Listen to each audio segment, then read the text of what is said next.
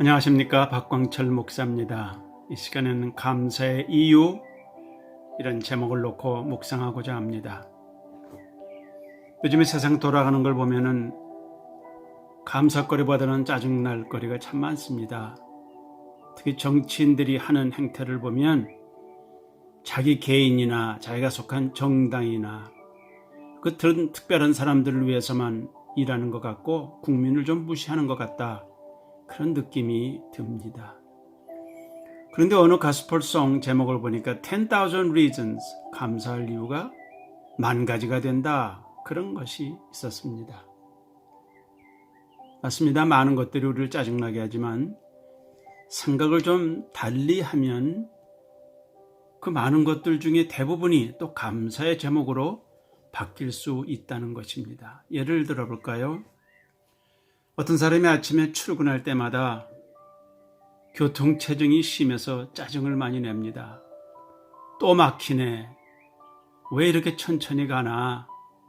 이 아침에 뭐더러 이렇게 차를 끌고 많이 나왔을까? 이런 짜증을 냅니다. 그러나 여러분, 생각을 바꿔보세요. 그 사람은 지금 일하러 갈 직장이 있다는 거 아닙니까? 그리고 자기가 운전하는 자동차를 가지고 있는 것이 확실합니다. 이번에 코로나 바이러스 때문에 실직자가 얼마나 늘었는지요. 미국의 경우를 보면은 거의 1,800만 명쯤 된다고 합니다. 아침에 일어나도 갈 곳이 없습니다. 할 일이 없습니다. 그걸로 끝나는 게 아니라 경제적인 타격이 심하다는 것입니다. 그리고 어떤 사람은 자기 집이 너무 좁아서 아이들이 자기 방이 없다고 짜증을 내고 자기도 불편하다는 것입니다. 그렇다면 이 사람은 자기 집이 있군요. 크든지 작든지 문제가 아니라 자기가 편히 쉴 수 있는 집이 있다는 것, 그거 감사할 일입니다. 한국도 그렇고 미국도 그렇고 전 세계에 집 없는 사람이 얼마나 많은지요.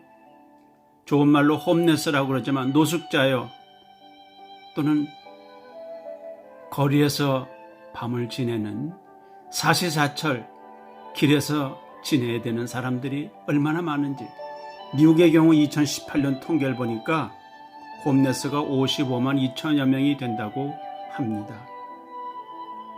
또 어떤 사람은 이 코로나 바이러스 때문에 아이들이 학교를 안 가니까 하루 종일 집안에서 뛰고 법석을 떠는 바람에 조용한 시간을 갖기도 어렵고 재택근무도 힘들다, 그런 말을 하는 걸 들었습니다.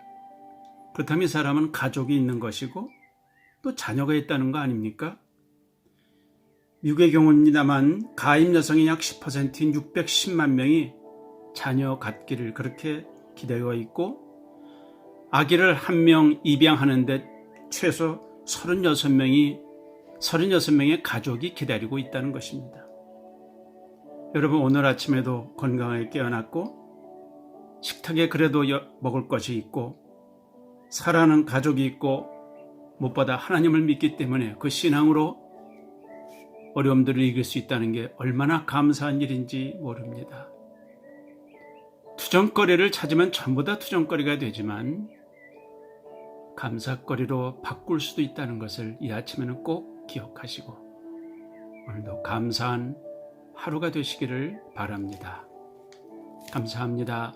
박광철 목사입니다.